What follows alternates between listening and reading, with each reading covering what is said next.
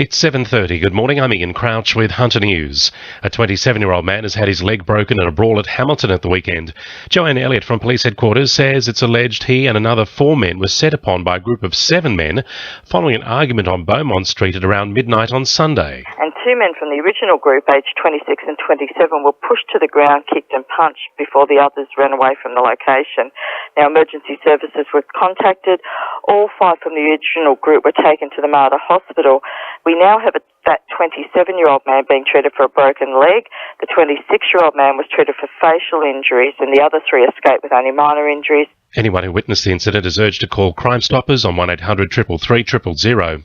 Police are investigating an armed robbery outside the Hamilton railway station at the weekend.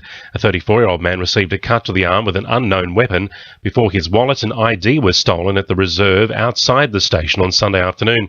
Detectives are hoping to speak to a man in his early 20s of Aboriginal or Torres Strait Islander appearance who was last seen wearing a black singlet. Hunter residents are being advised to get their homes prepared as we head into the storm season. The season's expected to last until March 2016, with the State Emergency Service urging people to get ready now.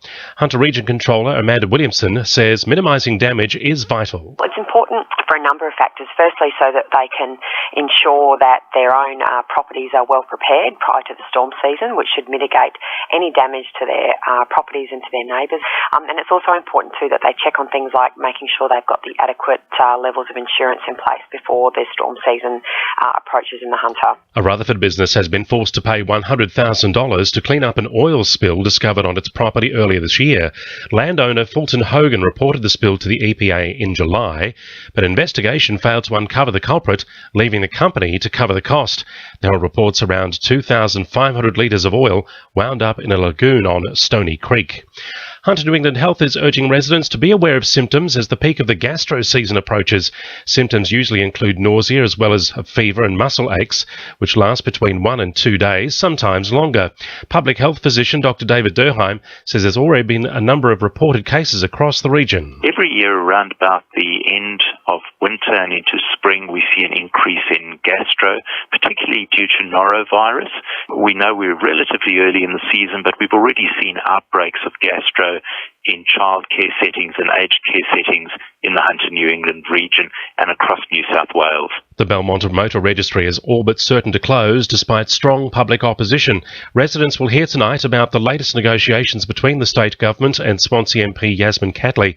The government is pressing ahead with plans to transfer the motor registry service to a one-stop shop at Warners Bay. Sport, thanks to our sponsor, Warners Bay Sports Club's Melbourne Cup Carnival. Ipswich Jets forward Billy McConaughey has been charged with Grade 2 contrary conduct over what's being described as a coward punch on Knights fullback Jake Mamo. McConaughey ran in from behind to join a melee during Sunday's state championship final and punched Mamo in the head, leaving him with severe concussion and no memory of the game. Meanwhile, Knights hooker Adam Clydesdale will head to Canberra next season on a 2-year deal. It's expected an announcement will be made today. And the Newcastle Jets have named defender Nigel Bogard as their captain for this year's A-League season.